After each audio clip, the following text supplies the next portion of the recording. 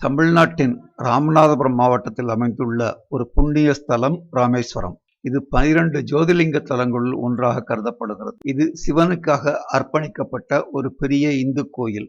இங்கு 22 புனித தீர்த்தங்களில் நீராடுவது ஐதீகம். ராவணனை வென்ற பாவம் நீங்க ராமன் இங்கு சிவனை வணங்கியதாக நம்பப்படுவதால் இந்த இடம் ராமாயணத்துடன் நெருங்கிய தொடர்புடையது.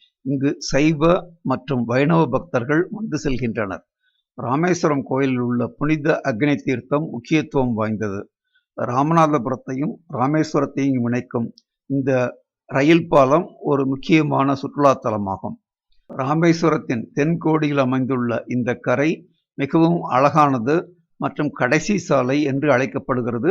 இது தனுஷ்கோடி. ராமேஸ்வரம் சென்றதும் செய்ய வேண்டியவை: அக்னி தீர்த்தத்தில் நீராடிவிட்டு கோயிலில் உள்ள 22 தீர்த்தங்களிலும் நீராடிவிட்டு பிறகு ராமநாத சுவாமி தரிசனம் செய்ய வேண்டும். பாம்பன் பாலத்தில் பயணம் செய்வது மற்றும் தனுஷ்கோடி கடற்கரையை பார்வையிடுவது ஒரு மறக்க முடியாத அனுபவமாக இருக்கும்.